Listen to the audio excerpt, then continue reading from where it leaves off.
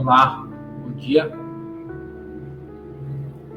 dia, boa tarde, dependendo do horário que estiver assistindo esse vídeo. Eu sou Alex, amigo de vocês aqui no Facebook ou no YouTube. Se você estiver no YouTube assistindo esse vídeo, não se esqueça de compartilhar, dar seu like, é o famoso joinha. Se ainda não é inscrito no canal, se inscreva. Se não é meu amigo no Face, se torne meu amigo. E deixe um comentário do que você acha do tema que eu vou colocar hoje, que eu estou colocando hoje, né? O motivo da sua derrota. O motivo da derrota não é a derrota de um, não é a derrota de todos, né?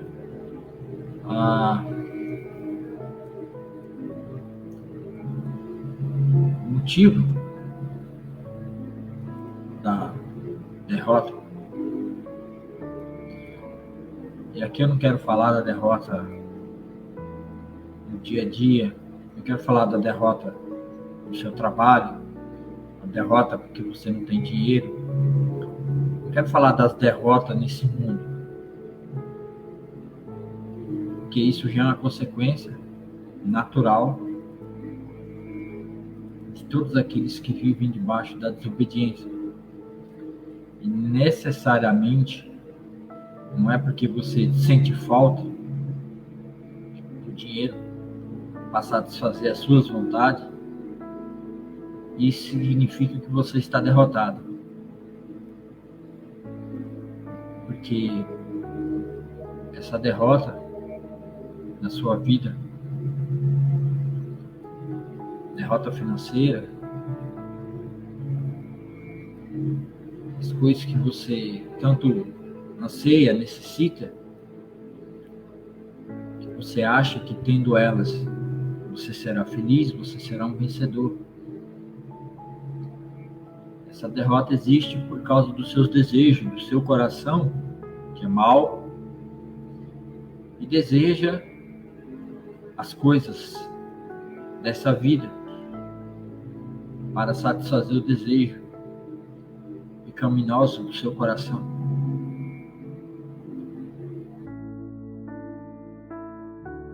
Prosperar e buscar a prosperidade, buscar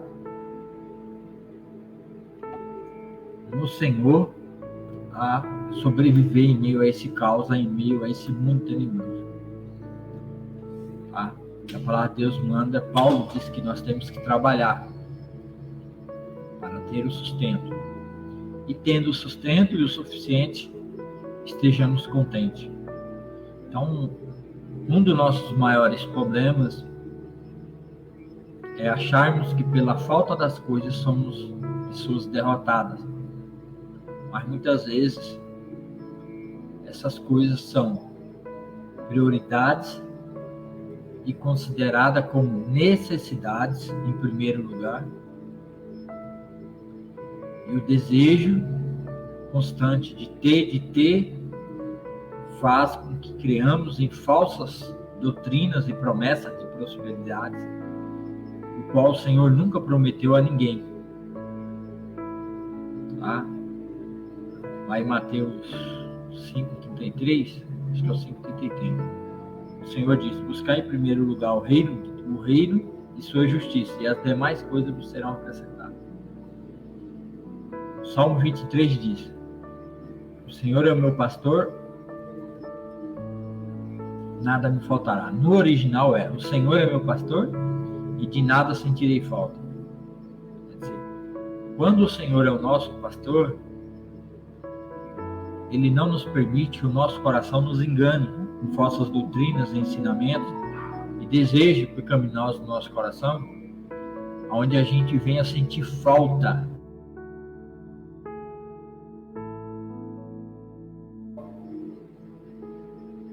Vai doer. E a dor no coração, ela vai acarretar e vai trazer uma sequência de doenças, de dificuldades na nossa vida por essa falta de ter. Sinto em meu coração o desejo a falta das coisas. É o nosso coração desejoso que nos leva a pensar que essas coisas da vida é que nos vai fazer vencedor. Mas a verdadeira derrota não está aí. A verdadeira derrota está aqui, o que a palavra de Deus vai falar para nós. A palavra de Deus, que é viva, eficaz e nunca muda. A palavra de Deus, Deus próprio falando. É isso. E vamos entender o que é essa derrota. Quando Deus criou Adão, colocou Adão no Jardim do Éden, que é o reino de Deus, onde Adão não tinha falta de nada, até uma mulher, uma auxiliadora, né? Deus fez e colocou para ele, para ajudá-lo, para que ele fosse completo aqui na terra, para que ele se multiplicasse também, para que o reino de Deus, além daquele jardim na direção do Éden, se expandisse sobre a terra, e o Senhor Deus, como soberano Deus, Criador, através de Adão, o primeiro homem, estabelecesse o seu reino na terra. Um reino de justiça, um reino justo, um reino sem pecado, o reino santo. E Deus colocou o homem no Jardim do Éden para lavar, o cultivar e o guardar. E Deus colocou duas árvores no Jardim do Éden: a árvore da vida eterna e a árvore do conhecimento do bem e do mal. Conhecimento, olha, conhecimento do bem e do mal, lá no Jardim do Éden. E Deus deu essa ordem. Gênesis capítulo 2, 16. Mas o Senhor Deus lhe ordenou: coma da árvore do fruto, coma a vontade dos frutos de todas as árvores do jardim, exceto da árvore do conhecimento do bem e do mal. Se você comer desse fruto, com certeza morrerá. No hebraico, essa palavrinha aqui, ela não é com certeza, ou certamente, na versão ARA.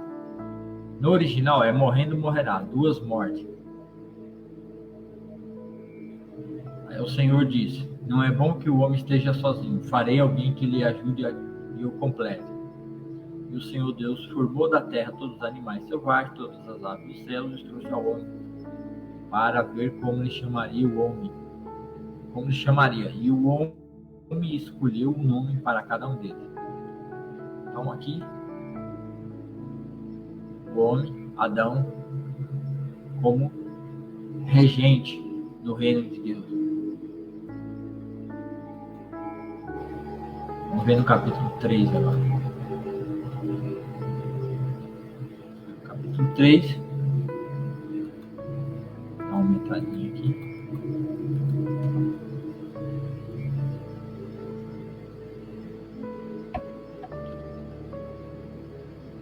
O pecado do homem e da mulher. Agora nós vamos ver o... Deixa eu voltar um pouquinho aqui.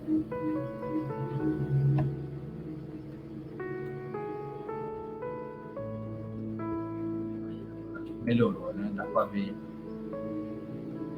Pode ver completo agora. Tá. Então o homem estava lá no Jardim de Deus, sendo vice-regente, né? O cooperador. Era o rei, cabeça aqui na terra. E uma santidade, uma lealdade, um amor, ainda não testado, ainda não provado quanto a tua fidelidade, né? O quanto o homem seria fiel à palavra e à voz e o mandamento de Deus, que era 2 mandamentos, né? dois não, tinha mais de dois, né? Que era uma sequência, né? De crescer e multiplicar e dominar e sujeitar a terra, né? Então tinha todos esses mandamentos do Senhor, e um dos mandamentos é não coma do fruto, Gênesis 2, 16, 17, não coma do fruto do conhecimento do bem e do mal, que ninguém comer certamente morrerá. Então ele tinha esse mandamento, que era a única coisa que ele era privado, o resto ele tudo podia, ele era o cabeça, soberano, mas do fruto do conhecimento do mal ele não pode comer. E aí vai vir a primeira tentação, né? Primeiro teste quanto à fidelidade de Adão e Eva ao Senhor e sua palavra. A serpente, né? Então estava lá uma serpente, né? A palavra no original Terami, né? É um outro nome que dá uma ideia de um dragão, como se fosse um dragão, né? Que tinha pernas, que não rastejava, porque uma das maldições ao animal, que é chamada aqui de serpente, é que ele vai rastejar. Então antes ele não rastejava. A serpente era o mais astuto, né? Mais astuto, né? De todos os animais selvagens que o Senhor Deus havia criado. Certa vez ela perguntou à mulher: Deus realmente disse que vocês não devem comer do fruto de nenhuma das árvores do jardim? Certa vez perguntou a serpente: Deus realmente disse, né? Deus disse, né? Que ela está usando, é que quem está usando a versão NVT, com a versão mais simplificada, que traz um entendimento, traz palavras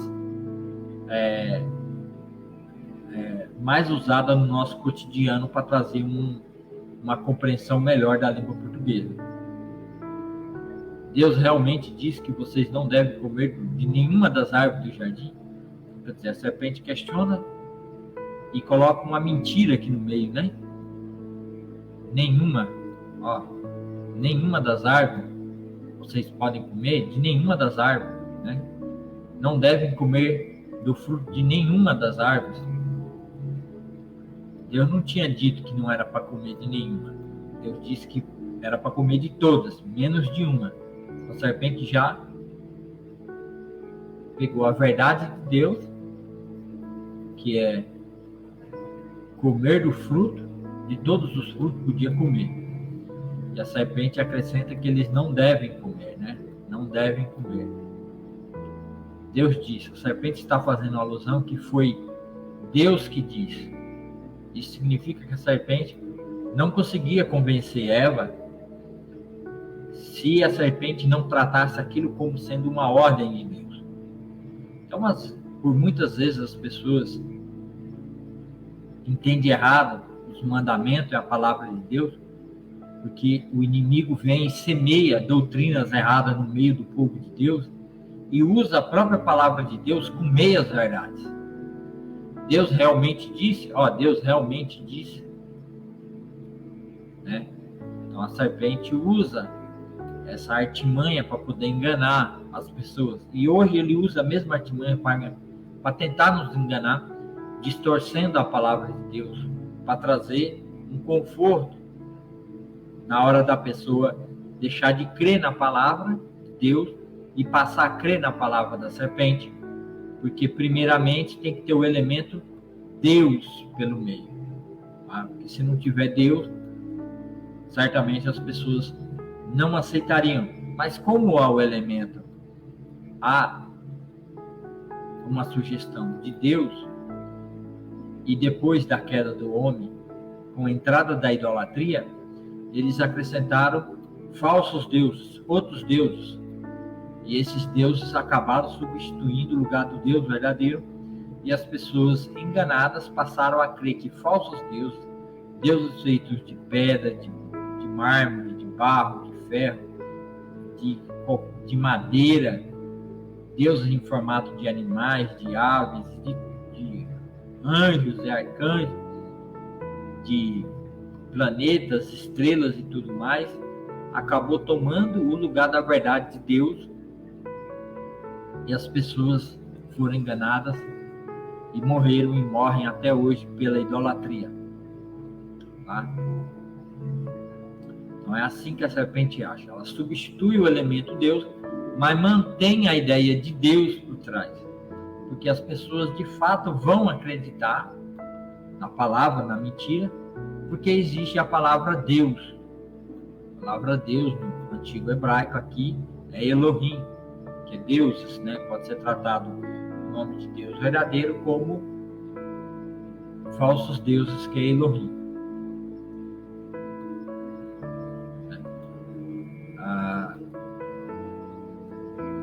Deus aqui está no... né? Deus está com letra maiúscula aqui, que aqui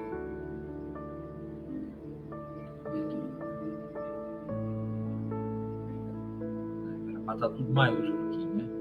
Aqui quando aparece a palavra Senhor.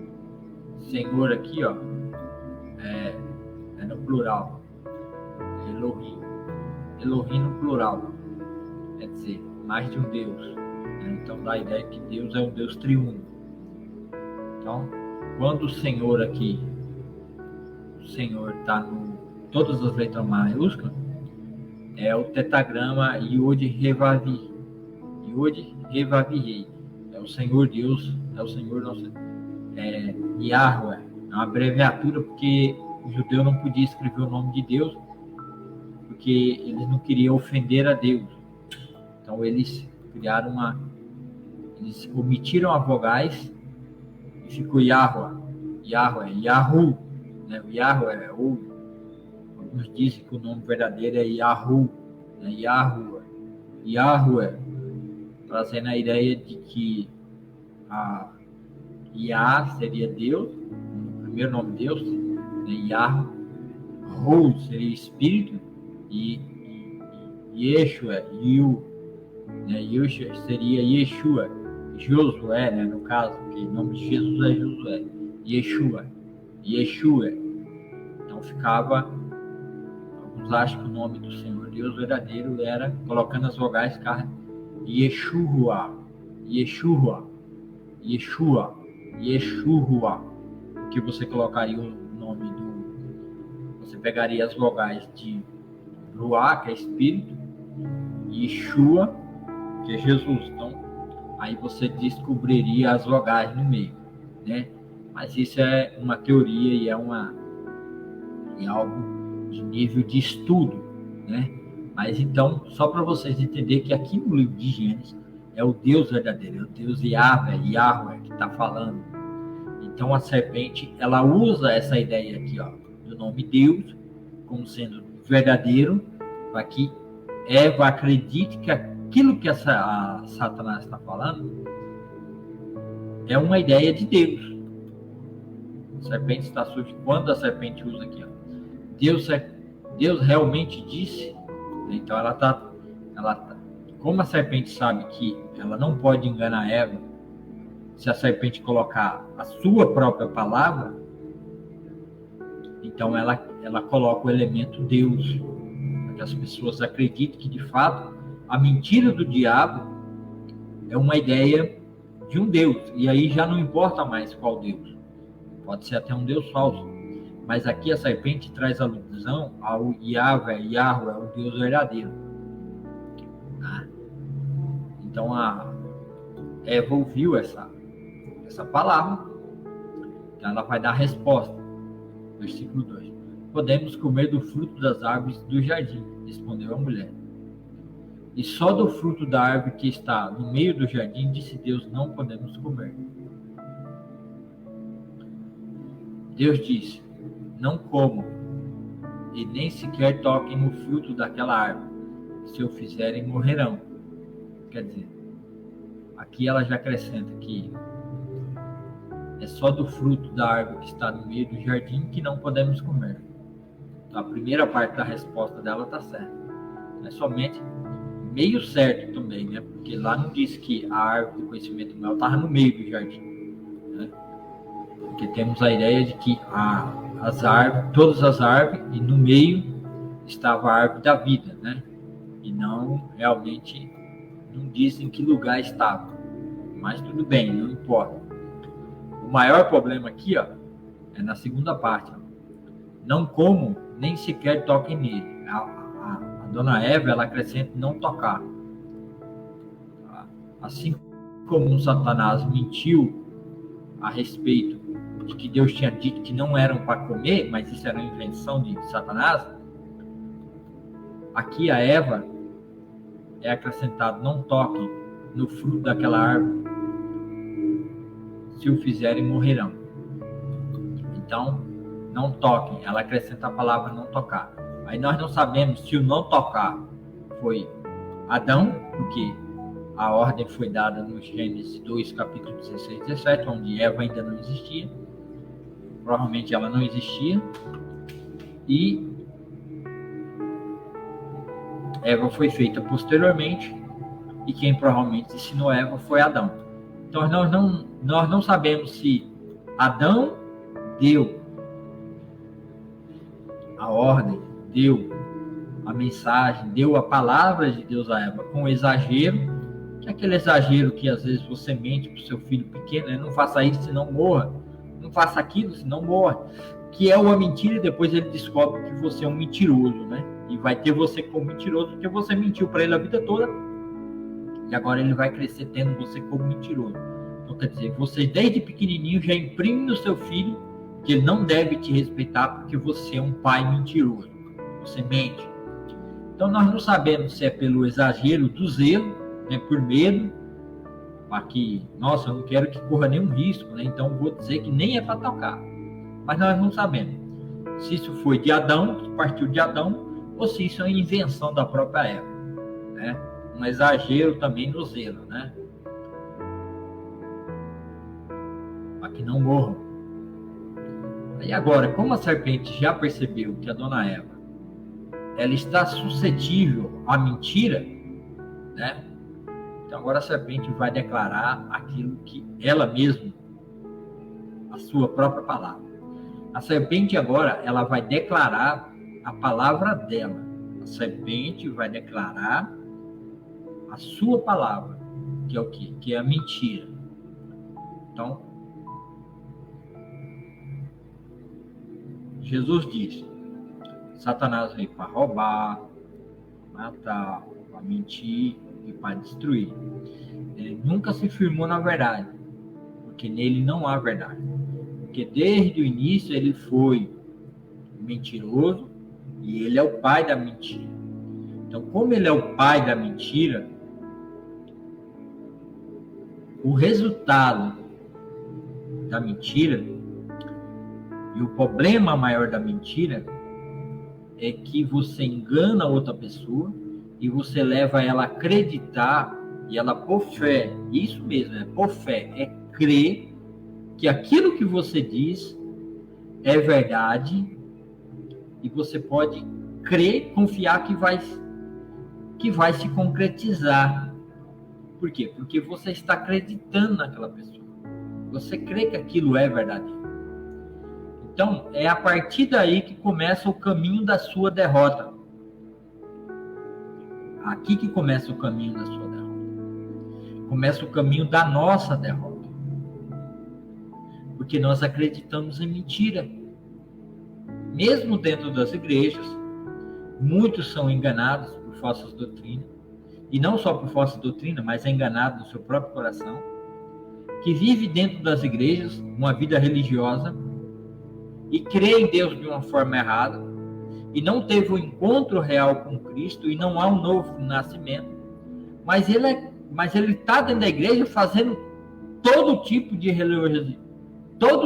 religiosidade, cumprindo todas as ordens dos pastores, da direção, do ministério, da doutrina da igreja, dos mandamentos da igreja. Ele cumpre tudo, ele vai, se possível, ele vai de domingo a domingo na igreja.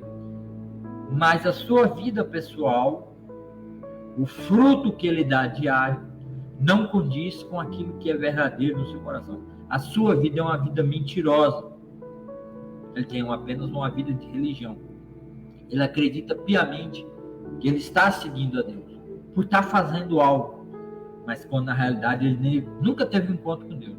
E a sua vida é uma derrota por completo.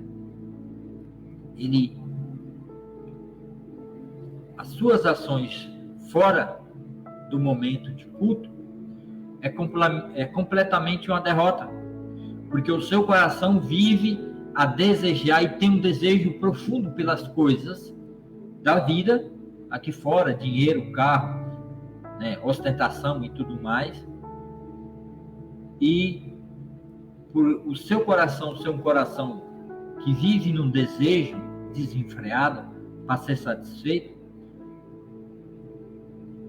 isso leva a pecar contra Deus, contra as pessoas, contra a sua esposa, contra o seu filho, contra a sociedade, principalmente contra Deus, ao viver uma vida desejosa, querendo satisfazer os desejos da sua própria carne e do seu próprio coração.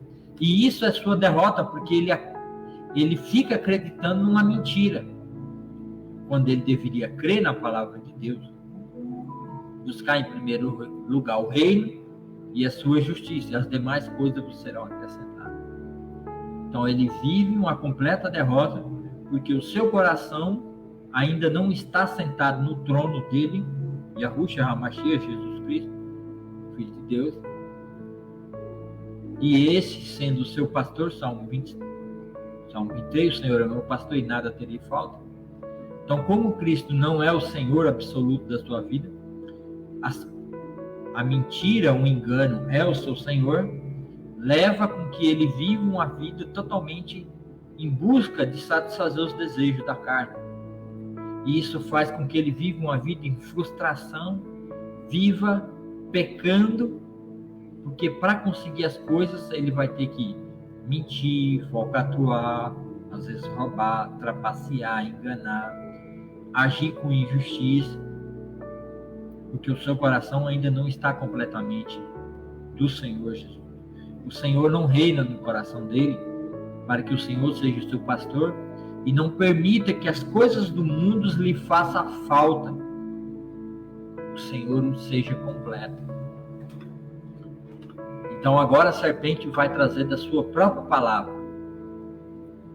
É claro que vocês não morrerão. Esta é a palavra da serpente. É claro que vocês não morrerão. É uma palavra contrária à palavra de Deus e o mandamento do Senhor, que eles morreriam. Então, a serpente, descobrindo que Eva está sujeita ao erro, e ela vai dar voz ao erro, e ela vai escutar, ela vai crer no erro, porque ela já falou coisas erradas, e a serpente, tendo como supostamente alguém ensinou algo errado, ou ela inventou de si própria, mas eu acho meio difícil ela ter inventado o erro de si própria.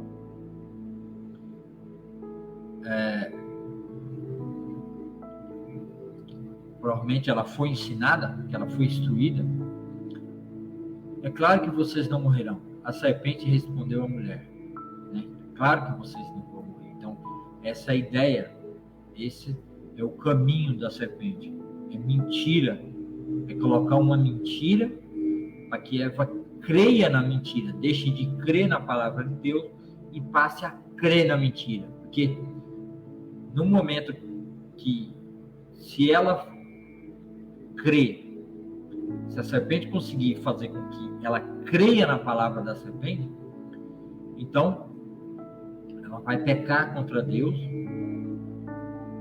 ela e Adão vai pecar contra Deus, eles vão pecar, e isso vai fazer com que o entendimento e a santidade, pelo fato deles permanecerem fiéis na palavra de Deus, crendo que a palavra de Deus é a única verdade, eles vão passar a crer na palavra da serpente. É claro que vocês não morrerão nessa mentira, e vão comer da fruta, e vão adquirir o conhecimento do bem e do mal, e vão morrer. Por quê? Porque tudo passou pelo crer. Paulo vai falar disso, né?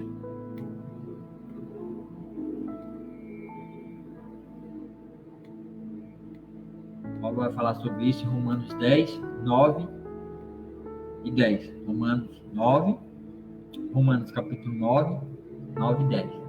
Se em seu coração credes em Jesus, né, e se com a tua boca confessares a Jesus para a justiça, e no seu coração credes, né, então será salvo, não será confundido.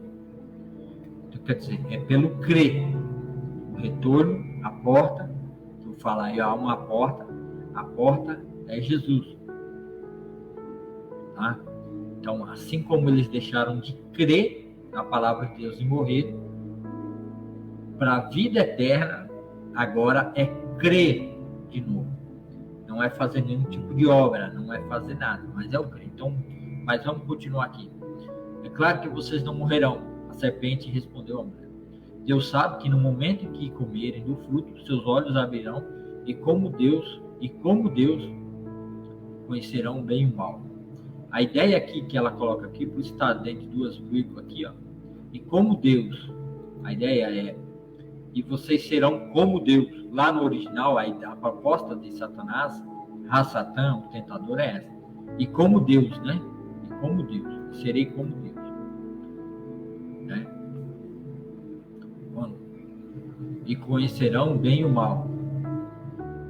Então a ideia é, se vocês tiverem esse conhecimento do bem e do mal, então serão como Deus, trazendo uma ideia, uma possibilidade de que Adão e Eva seria como Deus.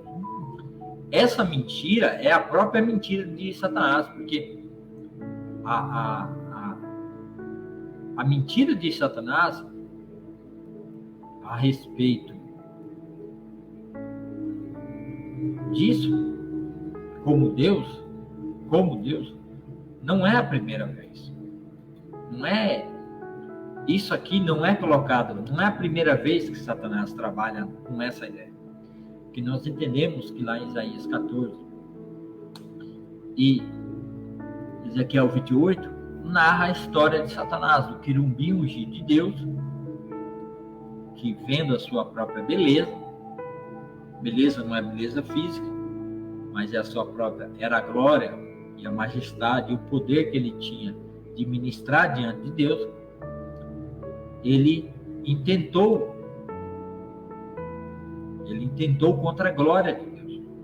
Ele intentou tomar a glória de Deus para si. A glória, o louvor, o louvor dos anjos, a adoração, a beleza de Deus, a glória de Deus. Ele quis tomar para si, ele quis aquela glória para si, ele quis usurpar o lugar de Deus. Na realidade, era a glória de Deus, ele queria tomar a glória de Deus para si. Mas a glória não era dele e não era para ele. E como ele fez isso? Lá diz que a multidão do seu comércio, lógico, Deus vai usar o rei de Tiro para poder trazer essa ideia. Deus usa como uma parábola, como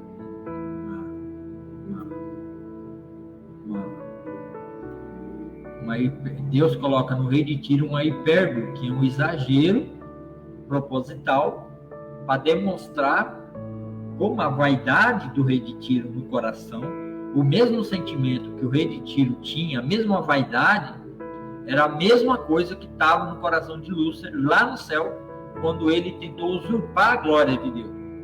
Porque Deus vai dizer ao rei de Tiro que o rei de Tiro se declara Deus na terra e ele se acha Deus. O rei de Tiro se achou Deus na terra. E por isso, ele, em vez de dar glória a Deus por tudo aquilo que ele tinha no seu reino, no seu império, o rei de Tiro colocou no seu coração, e vocês podem ver lá em Ezequiel 28, ou Isaías 14, acho que Isaías vai falar da Babilônia, né? Mas leia os 2 capítulos, tá? Ele vai cogitar no seu coração de que tudo aquilo que ele fez, todo o comércio, porque Tiro era uma região entre o mar, né, o mar da Ásia, ligava a Roma, ligava todo mundo, ligava ao mundo, né, arábico, ligava toda a Palestina, né, toda a terra de Israel, Moabe, todos os povos árabes, né, Babilônia, Medo, Persa, né, tudo ali era uma rota de comércio que passava por ele. Então ali era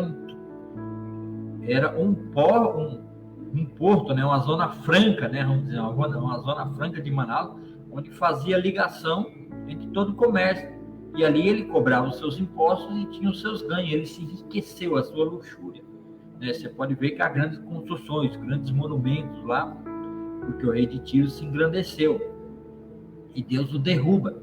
E na hora que Deus o derruba, tanto o rei da Babilônia também, que se ensoberbeceu e achou que era um Deus na terra, e Deus derruba esses dois reis e usa eles como uma hipérbole pelo profeta, o profeta colocando uma hipérbole, um exagero, para dizer como Deus derrubou Satanás também, como foi a ação de Satanás no céu, que era tomar a glória de Deus, e para isso ele mentiu, ele fez um comércio.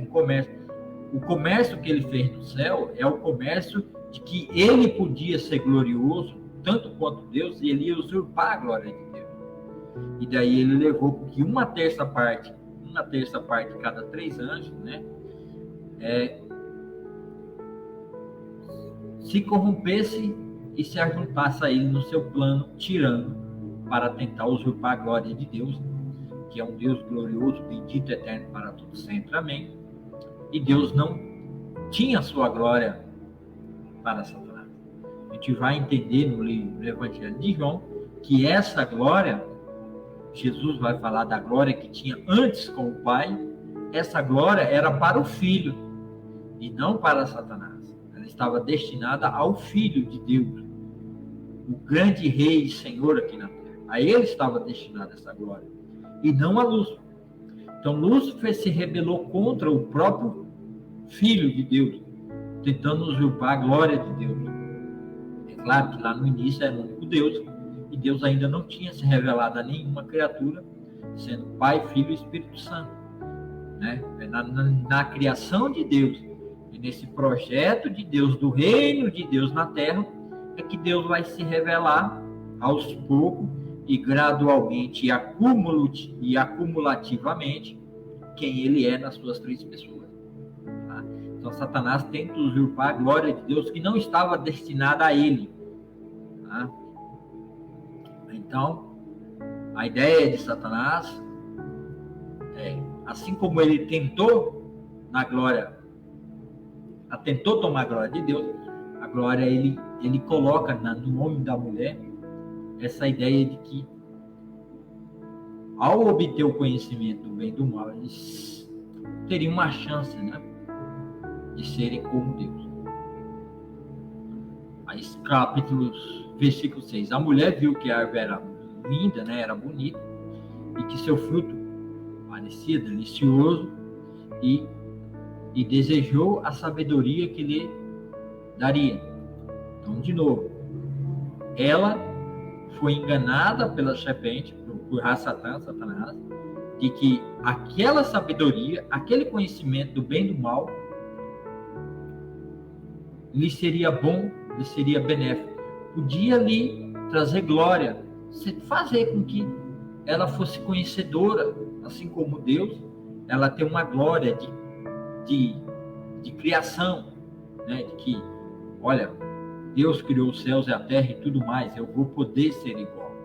Essa é a ideia de Satã, e essa me parece que é a ideia que está na cabeça da mulher, que aquela sabedoria, que aquele conhecimento não seria conhecimento para a morte, seria conhecimento para a glória, para, né, fazer com que eles fossem como Deus.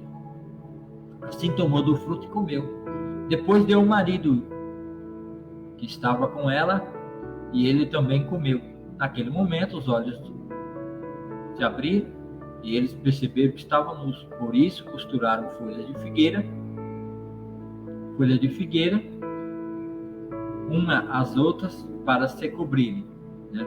Costuraram folhas de figueira, né? No original diz, eles cozinharam folha de figueira, para dar fibra, né? Quando você cozinha a fibra, fica mais dura, né? Ela fica mais elástica, ela não se rompe. Então, eles fizeram folhas, emendaram umas nas outras e se cobriram, porque viram que estavam nus, né? Porque eles tinham, né? Eles já tinham uma roupagem, uma glória de Deus que os cobria, não faziam com que eles estavam nus. Então, quando eles perderam aquela glória, aquele poder de Deus que os mantinha santo, então eles viram a sua nudez, não só a sua nudez física, mas a sua nudez pecadora diante de Deus. E daí a necessidade de cobrir, porque Deus ia vir, né? Que daí quando a glória saiu, quando eles perceberam que estava nu, aí caiu a ficha, nós morremos, né? Nós pecamos contra Deus. E sabiam que a consequência era o que Deus falou em Gênesis 2, 16, 17. Então vocês vão morrer. Quando soprava a brisa do entardecer, o homem e sua mulher ouviram a voz do Senhor Deus que caminhava pelo jardim e se esconderam dele entre as árvores. Quer dizer, ao entardecer, eles ouviram a voz do Senhor, que vinha ter com ele todos os dias, uma comunhão plena. Então, se é voz, então, tinha boca. E se ele vinha caminhando pelo jardim, ele escutou a voz e o caminhar, então, quer dizer, o Senhor caminhava. Então, quer dizer, Deus se revelava a Adão e Eva como por um igual, né? Eu acredito que aí seja uma teofania, né? Cristo, na pessoa de Deus, aparecendo a eles antes mesmo de Cristo, o verbo de Deus, se encarnar em Maria, né? Então, Deus se revelando como Deus, mas na pessoa do seu Filho. Então, eles viam o Senhor. Então, o Senhor Deus chamou o homem e perguntou: onde você está? Ele respondeu: ouvi, estavas andando pelo jardim. As pessoas estavam andando, então tinha pé, né? E me escondi, tive medo, pois eu estava nu. Então, quer dizer, ele teve medo, né? Aí, o mandamento, não coma porque morrerá, tomando posse do pecado deles, usou a lei de Deus, o pecado que eles cometeram, agora vem contra eles mesmos. A lei de Deus é boa e perfeita, diz Paulo em Romanos, mas o pecado, tomando a oportunidade do mandamento da lei, mata o homem, porque a lei é boa e perfeita e não deve ser desobedecida. Quem desobedece está sujeito à morte, né? Porque desonrou aquele que determinou e criou a lei, ofendeu a Deus na sua lei, e agora ele tem que colher o fruto, pois eu estava nu.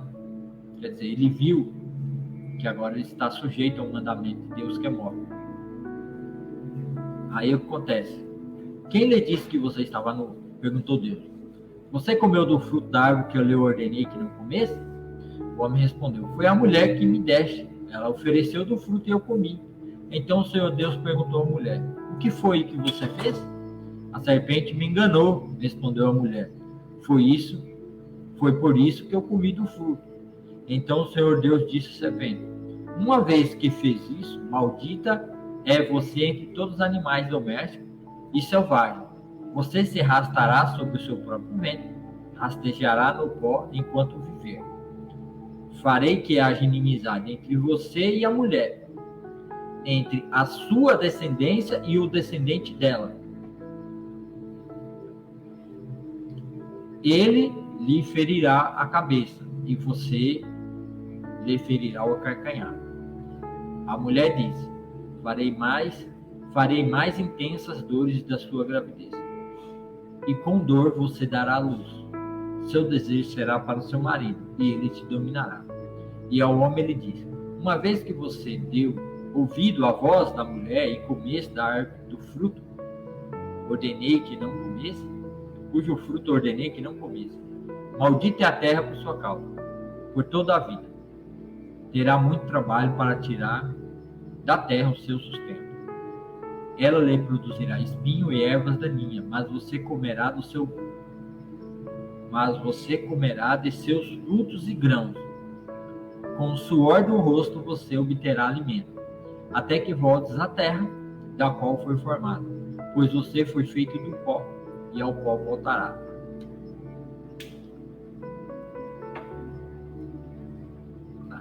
Então aqui está o motivo da queda, que eu falo, é a desobediência, é deixar de crer. Quando a pessoa não crê na palavra de Deus, ela passa a crer, ou ela já nasce desde pequena crendo na palavra da serpente, que é a mentira, que é o engano dessa vida. E aí ela já está morta.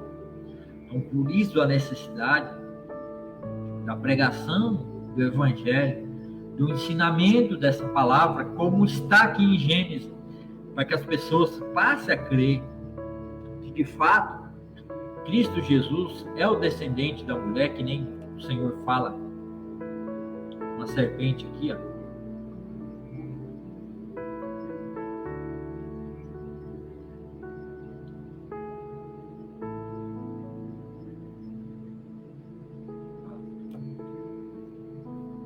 Capítulo 15, ó. Deus está tratando com Rassatã aqui agora. Deus tratou com a serpente, que ela vai rastejar. Agora Deus vai tratar com Rassatã, com o pecado, com a pecaminosidade, com aquilo que é o mal que entrou, que é o mal do próprio Satanás que entrou nas pessoas. Estava naquele fruto, era conhecimento do mal, de como morrer. Farei que haja inimizade entre você e a mulher. Farei inimizade entre você e a mulher. Não é essa ideia de que a mulher mata a cobra, que a mulher tem medo da cobra. Não é isso que uma é inimiga da outra. Tá? Entre a sua descendência, ó, entre a sua descendência. Descendência de quem? Dos filhos de quem? Você aqui, né? É o sujeito você. Quem é você aqui? Quem é o sujeito aqui? Você. É Satanás, é Rassatã. Então, farei que haja inimizade entre você, né? Você aqui é Satanás, o sujeito. Entre a sua descendência, a descendência de quem? A descendência de Rassatã.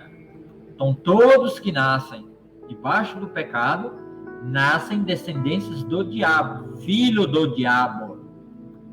É descendência de Rassatã, descendência pecaminosa. Nasce com a semente do pecado, participante da fruta do conhecimento do mal. E o descendente dela, quem é o descendente dela? Quem é aqui dela? Farei que haja entre você e a mulher. Mulher, que é o sujeito, mulher. Quem é o sujeito? Mulher. E o descendente dela, descendentes. O descendente, no singular, não é no plural. Descendente. Tá? Então aqui, ó, isso aqui chama broto evangelho. Deus está propagando a forma pelo qual ele vai resgatar quando ele destruir a força do pecado, do conhecimento do bem e do mal que está agindo e matando as pessoas, que fez com que as pessoas já nascessem mortas. Então, quem são esses que vão nascer mortos? Os descendentes de Satanás, todos, inclusive Adão e Eva, que não como nós, que nascemos já filhos do diabo, né? Porque nascemos de Adão e Eva, nossos descendentes remonta lá Adão e Eva, e nós já nascemos mortos, porque essa natureza passou para os descendentes de Adão e Eva. Caim matou Abel, porque passou para ele, né? Então, um descendente da mulher vai o quê? Ele lhe ferirá a cabeça, quer dizer, vai destruir aquilo que é o quê? O cabeça, aquilo que se tornou o quê? A liderança, o líder, o sujeito, aquilo que tornou, que controla a vida de todas as pessoas que vivem na maldade, nascem na maldade e continuamente vivem praticando o mal e a perversidade. Então, esses são filhos do diabo. Então, vai vir o descendente que vai destruir toda essa força do pecado. Não que ele vai ser retirado de uma vez por todas, mas vai destruir, vai tirar as pessoas de dentro da prisão, do lamaçal, da vida pecaminosa, vai fazer, esse descendente vai pisar sobre esse poder e vai lhe tirar a sua força. Ele não mais vai ser o cabeça. Quem vai ser o cabeça agora é Cristo Jesus. Mas isso é pela fé. Todo aquele que crê no Filho de Deus, né, é salvo. É salvo do quê? É salvo da sua condição de que quem é o cabeça dele é Satanás. Porque vive acreditando na mentira de Satanás, tanto que ele acredita que ele faz e pratica as mesmas coisas. Aqueles que são filhos de Deus, Deus, o descendente da mulher que é prometida aqui, destrói essa força. E o Filho de Deus não vive mais para si, como Paulo fala lá em Romanos 8, né, que aqueles que são guiados pelo Espírito de Deus são filhos de Deus. Porque o cabeça agora né? Primeiro, a salvação, Cristo Jesus, e o Espírito Santo de Deus derramado em nosso coração faz com que ele seja o primeiro, o cabeça dentro do nosso coração, sente no trono. Ele coloca Cristo no trono do nosso coração e agora Cristo é o nosso cabeça, não é mais a serpente o nosso cabeça, o nosso líder maior, já começando pela nossa própria vida e depois a gente tem que levar esse conhecimento, esse evangelho, para que outros venham a ser retirados de dentro desse lamaçal. Então Cristo, descendente da mulher, é o cabeça. Tá? Por quê? Porque Adão e Eva foram os únicos que, sendo filhos de Deus, se filiaram. Quer dizer, foram adotados por Satanás como seus filhos por crer na palavra de Satanás. Eles foram incrédulos quanto a Deus, quanto a sua palavra, deixaram de crer na palavra de Deus e creram na mentira de Satanás, que os enganou dizendo que seria como Deus. Se eles comessem a obter-se aquele conhecimento do bem e do mal da fruta, eles seriam como Deus. Então isso fez com que eles morressem. Mas é morrendo duas vezes. Primeiro, a morte espiritual, que é essa separação do homem de Deus. Um homem no mundo sem Deus, para ajudar na sua vida, no cotidiano, no seu corpo, alma, espírito, em tudo, não tendo mais Deus como Senhor e cabeça, sentado no trono do seu coração, da sua vida, e o fazendo com que ele seja santo, perfeito completamente, e ele se filiou a Satanás. Mas nós somos piores, porque nós já nascemos com essa semente. Então, tem que ser ensinado. Por isso que Jesus fala que o reino de Deus é tomado à força. Por quê? Porque tem que ser colocado nos corações das pessoas, através da pregação do Evangelho, para que as pessoas venham crer. Então, como a morte entrou pela incredulidade, a vida eterna entra ao crer em Cristo Jesus, que nem diz Paulo em Romanos 10, 9 e 10. Né? Vamos ver lá, que não fique somente eu falando, né? Romanos 10.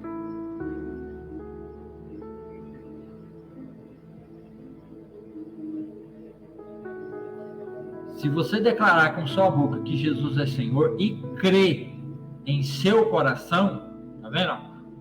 O mal é destronado, é pisado a cabeça, aquilo que está como primeiro lugar na nossa vida, porque já nascemos mortos e já nascemos ensinados a crer no mal, aquilo que é toda maldade e perversidade é o que é correto viver, por isso que muitos não entendem por que o crente não vive mais na prática do pecado, porque ele deixou de ter como cabeça seu, ele deixou de crer na mentira, ele deixou de crer que para ele ter boa vida, para ele ter um coração, ele deixou de crer que ele precisa satisfazer os desejos do seu coração, da sua carne, para ele ter alegria, para ele ter uma boa vida aqui neste mundo, que é o que o mundo prega e ensina através da mentira de Satanás. Satisfaça os desejos do seu coração, da sua carne. Tenha em primeiro lugar as coisas dessa vida. Tenha em primeiro lugar a obter dinheiro para ter as melhores casas, ter a mulher mais bonita, o dinheiro, que no caso no Velho também é ouro, a prata e tudo isso, né? Satisfazer o desejo do seu coração. Então tenha isso em primeiro lugar, que você vai ser feliz quando...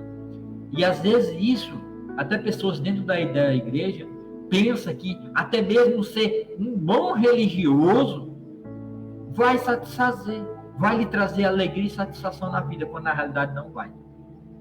Porque isso só vai acontecer a partir do crer, a partir de um novo nascimento.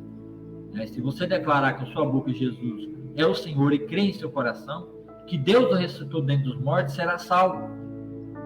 Pois é crendo de coração que você é declarado justo, quer dizer, justificado. Essa palavra justa aqui é justificado. E é declarado com a boca que você é salvo. como diz a Escritura, quem confiar nele jamais será envergonhado. Então, quer dizer, é pelo crer, é crendo de novo que a pessoa é salva. Crendo que o descendente da mulher, lá em Gênesis, né, capítulo 3, né, que o descendente da mulher, 3,15, né, que esse aqui, né,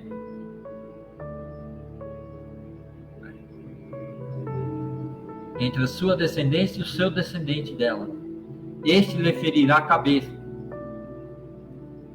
né, ou pisará também, né, como está lá em Hebreus 15, na parte B, né, pisará,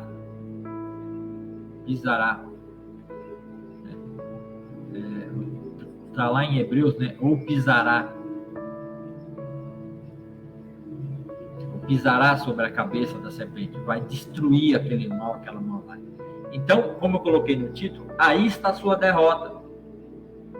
É pelo não crer. Aí é a causa da sua derrota. A causa da sua derrota, Satanás lhe engana. Às vezes, colocando em seu coração que você é um derrotado, porque você não tem dinheiro, porque você não tem a melhor casa, porque você não tem a melhor esposa, porque você não tem o melhor filho. Mas tudo isso, toda essa causa da sua derrota, não é pela falta de vida boa, de finanças boas. Não é por causa disso. Porque temos até aí dentro, né, muitos homens bens, de vida, dinheiro, riqueza, mas que infelizmente a vida deles é uma derrota. Tá? Uma vida de promiscuidade. E isso os leva a... Por exemplo, o dono da York, o dono daquela farofa famosa York, farofa muito gostosa. Né? O dono dela, muito rico, milionário, mas não tinha Deus, não tinha conhecimento de Deus, vivia uma vida promíscua, de mulher em mulher e amante em amante, e acabou no que acabou, que a sua esposa, Lisa Matsunaga, né, acabou, né, fazendo o que fez, todo mundo sabe o que ela fez com ele. Né? Então, quer dizer, não adianta você ter um monte de dinheiro, um monte de riqueza, isso não lhe traz. Religiosidade. Você está dentro da igreja, mesmo que seja reformado, mesmo que tenha todos os estudos, todo o conhecimento de estudo, teologia da terra, mesmo que você seja um pastor, se não houver um novo nascimento em você, muitos pastores e líderes estão dando um fim à própria vida, porque alguma coisa ainda lhe apega, ele ainda está apegado, o seu coração ainda não tem 100% Cristo. E Cristo não tem ninguém pela metade. Porque ele não morreu por você pela metade. Ele não morreu um braço. Ele não morreu uma perna. Quando Cristo, Paulo fala que nós somos colocados junto com Cristo na sua morte por completo. Todo o nosso corpo por completo. Tudo na nossa vida, desde a nossa vida espiritual até na nossa vida carnal, morre junto com Cristo. E quando Cristo ressuscita, nós também somos ressuscitados completamente. Então, uma vez que nós somos mortos com Cristo na cruz, não morreu apenas numa área da nossa vida. Não morreu apenas para que eu fosse um bom religioso. Não. Ele morreu para que tivesse vida eterna, por completa, e vida em abundância. Uma vida que não vai ter área para que nada, nem ninguém, nem qualquer desespero nessa vida nos leve a cometer pecado de tirar nossa própria vida. Um desatino desse. Claro que isso não vai fazer com que nós não sejamos pecadores, porque ainda estamos sujeitos aqui nessa terra, porque Deus tem um propósito com a nossa vida aqui. Podemos pecar sim, errar, mas temos advogado diante do Pai que nos justifica.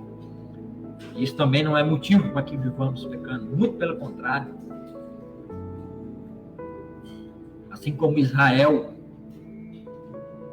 que era o alvo da salvação em primeiro lugar, eles eram a oliveira verdadeira que produzia bons frutos para Deus. Eles foram retirados, os galhos foram retirados da oliveira que é Cristo verdadeiro.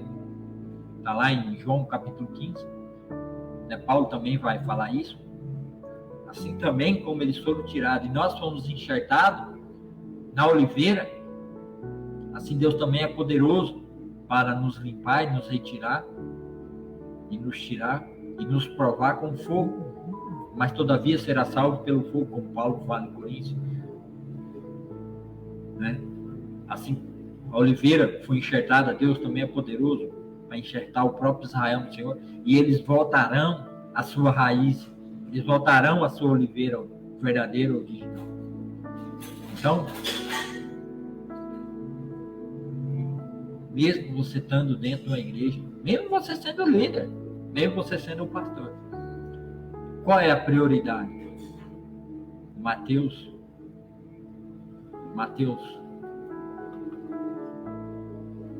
vamos ver lá para mim não ficar falando só de boca, que eu não gosto disso.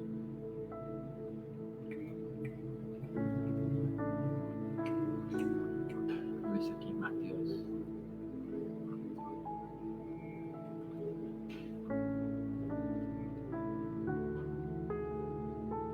Aqui, ó, Mateus 6,33. Busquem, em primeiro lugar, o reino de Deus e sua justiça, e todas as coisas lhe serão acrescentadas. Aqui Jesus está falando sobre o cuidado, a ansiosidade da vida, em ter as coisas da vida. Em viver uma vida ansiosa em ter. Ter. Mas Jesus disse o quê? Busquem em primeiro lugar o reino de Deus e sua justiça. Todas as coisas serão acrescentadas. Os filhos de Deus vivem baseado nisso aqui. Que as obras de Deus é colocado em nosso coração, que nem Paulo fala em Efésios 2. As obras de Deus preparadas antes da fundação do mundo, para aqueles que foram predestinados por Deus para viver as obras de Deus. É Deus quem fez as suas obras e preparou para que vivamos nelas. Não somos nós que criamos obras novas para vivermos. As obras de Deus na vida dos filhos de Deus, elas já existem e foram preparadas antes da fundação do mundo. Então, qual é o papel dos filhos hoje no reino? Porque temos o reino de Deus em nosso coração, através de Cristo Jesus sendo nossa cabeça e Rei e Senhor. E temos um mundo que ainda continua tendo cabeça, quem? Satanás, a Satã. E ele é o cabeça e líder desse mundo. E nós nos desligamos deles. A morte de Cristo na cruz, sua ressurreição, pisou sobre a cabeça do que nos mantinha preso dentro de uma prisão de lamação de pecado. E Satanás era o nosso Senhor e Rei absoluto. E nos filiamos de novo, de volta ao Senhor nosso Deus. Nascemos espiritualmente de novo. O Espírito de Deus é colocado em nosso coração. O próprio Deus reinando em nós, colocando as suas obras para que andemos nela. E vamos buscar o quê? Primeiro, o reino. Estabelecer o reino de Deus. E como é que se estabelece o reino de Deus? Agora é nas pessoas, que nem Deus disse. Jesus disse à mulher samaritana lá no poço de Jacó, né? A mulher disse que o lugar de buscar Deus era em Samaria. Jesus disse: mulher, vocês adoram o que vocês não conhecem, o que nem existe. Que a salvação vem dos judeus. Os judeus ainda estão buscando, né, estabelecer o reino. Buscam o reino, estão no caminho certo. Mas eu digo a você que nem aqui, nem em Jerusalém, nem em Judá, nem lá. Porque Deus busca aqueles que o adoram em espírito e em verdade. É um novo nascimento. Nascer de novo. Então, buscar o reino de Deus, primeiro na onde? Em mim. Primeiro o reino e a justiça. Como é que eu entro no reino? Quando eu sou justificado. Quando lá, o descendente da mulher pisa, quando eu creio, é uma dinâmica, ó. Eu creio que Jesus Cristo é o descendente da mulher, o Filho de Deus, o Senhor absoluto. Eu creio nele, que nem Paulo fala em Romanos 10, 9 e 10.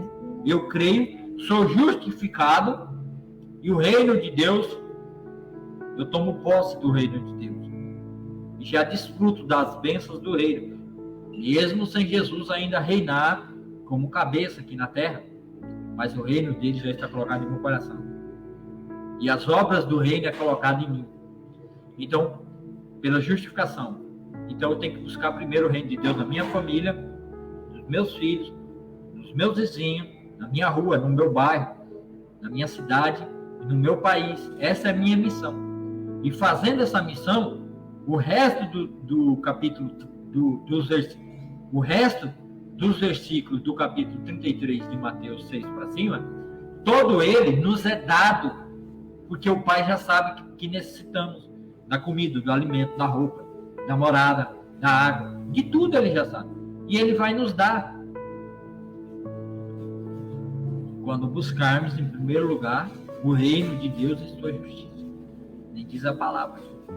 E todas as coisas demais de cima serão acrescentadas. O mínimo para se viver será acrescentado. Mas, às vezes, o mínimo, para quem está em pecado, quem está numa vida pecaminosa, mesmo dentro da igreja, as coisas do mundo estão em seu coração, o mínimo não é o suficiente. O mínimo não é. Então, quer dizer, Cristo não é o seu pastor, não é o seu Senhor. Salmo 23, Senhor meu pastor, de nada terei falta. Então, Jesus 100% no seu coração e na sua vida. Você morreu 100% para o mundo. E agora você tem uma nova vida. E nessa vida você propaga o reino de Deus e sua justiça. Começando por você, pela sua família. E assim, o Senhor não vai permitir que você sinta necessidade das outras coisas. Não que você não possa ter. Ele vai dar condições de você trabalhar e ele vai te dar. Mas ele vai te dar não porque você está buscando, porque você sente falta, um desespero, e você vai buscar pelos meios errados, sem Deus, e vai pecar no mundo, vai fazer coisas erradas para ter. Que nem nós estamos vendo as pessoas que roubam, falcatruam, políticos que roubam, falcatruam, fazem coisas erradas, pastores e líderes que pregam doutrina de prosperidade, de buscar prosperidade, coisas erradas, maneiras de se buscar Deus errada para obter riqueza nesse mundo, tudo errado, porque elas não estão satisfeitas com as coisas mínimas, elas estão desejosas de grandes coisas nesse mundo, e muitos se aproveitam desses corações para arrancar delas e obter riqueza para si, lucro, usando das coisas do reino de Deus para obter lucro. Assim como Satanás entrou no reino de Deus, no jardim de Deus, e usou da própria palavra de Deus com uma mentira para usurpar e buscar glória para si, colocando a sua vontade, a sua mentira nos corações de Adão e Eva, e assim ele usurpou, porque era um mentiroso, ele enganou pela mentira. E tomou o lugar de Deus naqueles corações. Porque fez com que Eva acreditasse que ela tinha falta. Não é só isso. Não é só comer das frutas. Você pode ir além do que Deus te ofereceu. Você pode ser como Ele. Então Eva viu uma necessidade de ir além. Então, às vezes, meus irmãos, até a necessidade de vida religiosa, mas da forma errada e da maneira errada, pode te enganar no seu coração. Então, não permita que mesmo você dentro da igreja, e você olha para a sua vida e você vive na mentira, no engano, na falsidade, na calúnia, na ofensa, na falta de amor, na falta de misericórdia, vida avarenta. Em primeiro lugar, não está as coisas de Deus, não está as coisas dos irmãos, não está a vida com o irmão, ajudar o irmão, ajudar o próximo, a viúva, o órfão, a necessidade, ajudar na manutenção do templo onde você está congregando ali, né? Que já não existe templo, né? Como antes, mas a casa onde você congrega, se você está ali, você usufrui daqui e dali, então você tem um pastor, você tem um missionário, você tem presbítero, você tem liderança, né, aqueles que ajudam na administração das coisas do reino, e você precisa apoiar financeiramente. Você tem que ajudar. Cristo não te comprou para você dar 10%. Ele te comprou 100%. E você trabalha para o reino em 100%. Mas lógico que isso existem prioridades. Começando primeiro pelo cuidado da sua vida, da sua família, da sua casa, e depois o reino. Então, você não foi chamado pelo Senhor só para cuidar das coisas mínimas. Só você, só a sua família, só a sua casa. Não. Você é chamado para que você é colocado em um reino de Deus, onde você usufrui dessas bênçãos, já aqui. E ela vai ser muito maior, muito mais aumentada, quando Cristo vier instalar completamente o seu reino aqui na terra. Começando a partir de Jerusalém, o trono do Senhor. Porque foi prometido a Davi que o filho dele se assentaria no trono dele e o reino não teria fim. E Jesus é o filho de Davi, que vai vir ter um reino, que vai ser incontável. Mas nós já podemos desfrutar das bênçãos do reino, já que, então, a sua miséria, a sua derrota, é porque você não crê nisso. Porque você não crê nisso, é que você vive essa vida miserável de derrota. Você vive tendo falta de tudo. E você acha que você tem que trabalhar, se matar, às vezes até falcatruar, enganar, mentir, se corromper, fazer corrupção, enganar as pessoas, bater. E muitos estão achando que essa vida, buscando isso, é uma vida verdadeira. É uma vida de verdadeira vida, de abundância, quando na realidade não é. Essa não é a vida verdadeira em abundância. A verdadeira vida em abundância é quando você não tem falta de nada. Nada dessa vida te aprisiona, faz com que você sofra por não ter. Porque Cristo, o descendente da mulher, ele é o suficiente na sua vida. Cristo é o suficiente. Então, se ele é o suficiente, então ele é seu pastor. E ele é quem vai te conduzir para as coisas dessa vida. Não é você, não é pela sua força, não é pelo seu mérito, mas é de graça. Até as bênçãos de Deus, elas são gratuitas porque elas foram conquistadas por Cristo na cruz. Não é porque você dá os 10%. Não é porque você cumpre Malaquias 3:10, porque aquilo era um cumprimento na terra, a nação de Israel com cuidado da terra. Nós somos Jeremias 31, 30 e 31, que seria o quê? Colocado, farei uma nova aliança com eles. E até nós gentios entramos nessa aliança, porque Deus prometeu a Abraão que o descendente dele seria uma bênção para todas as nações. E todos os profetas e salmistas disseram que no Senhor os gentios esperarão a sua salvação. Tá? Então, é essa falta de ter. Então, creia. Creia no Filho de Deus. Creia no descendente da mulher que destrói tudo isso dentro do seu coração. Coloque ele no trono da sua vida, para que ele seja o seu pastor e que você não venha sentir falta de nada. Porque quando você não sente falta de nada, não haverá necessidade de você fazer coisas erradas para obtê-las, mesmo sendo religioso, mesmo estando dentro da igreja. Muitas vezes, por desejar, às vezes você deseja ser um líder, às vezes você deseja ser cabeça no reino, você deseja ser cabeça na igreja, você deseja trabalhar, você deseja fazer algo, você vê os outros fazendo, você vê um pastor tendo autoridade, você vê um diácono, um presbítero, e você quer, mas você quer pela força. Às vezes Deus não quer aquilo para você. Deus te chamou para outra coisa, mas você quer ser aquilo, a todo custo. E para obter aquilo, você vai passar por cima da palavra de Deus, do que Deus planejou para você, e você vai errar.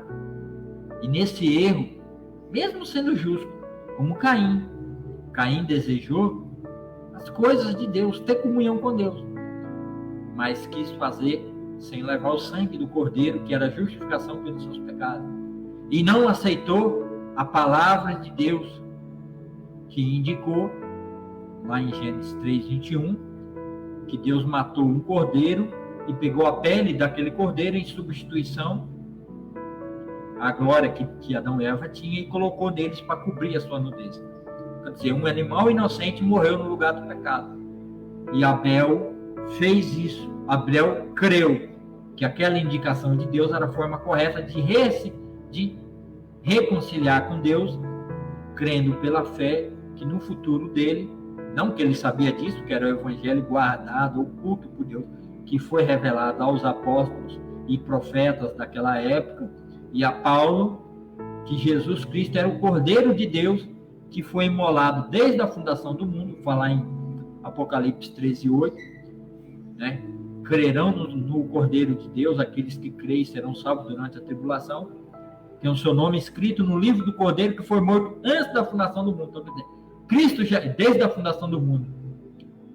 Então, o primeiro Cordeiro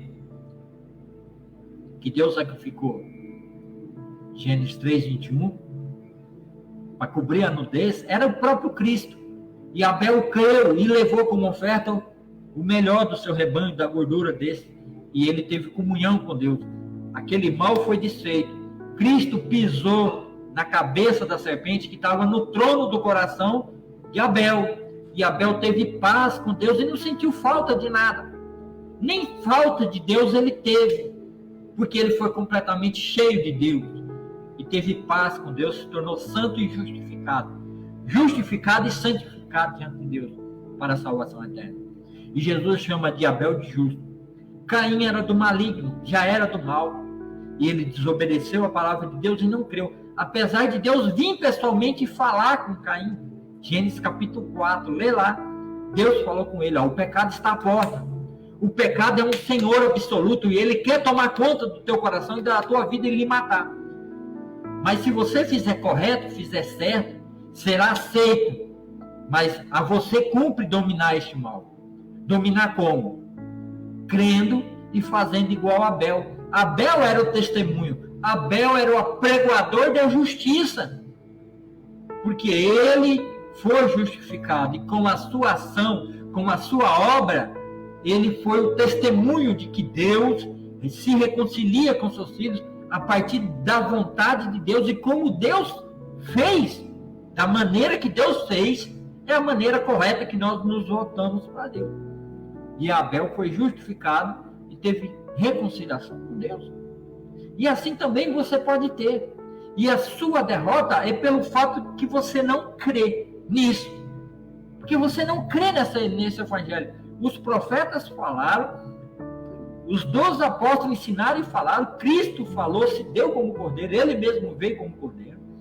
Paulo foi anunciado a Paulo, Paulo pregou e falou, a palavra de Deus está aí desde Gênesis, Apocalipse, falando disso, e você não crê, e não se entrega completamente, e não tem Jesus como Senhor absoluto no seu coração, para que ele seja o seu Senhor, o seu pastor, e para que você não venha sentir falta de nada, para que ele venha pegar as suas obras, como está lá em Efésios 2, e colocar no seu coração as boas obras, para que você, Mateus 6,33, para que você viva para o reino e a justiça. Então agora você vai proclamar o reino de Deus para as pessoas, você vai levar o reino de Deus às pessoas, levando elas a crer nessa palavra, que Jesus Cristo, o Filho de Deus, é o Cordeiro de Deus que tira o pecado do mundo, que destruiu o mal, que era o nosso Senhor, nossos corações.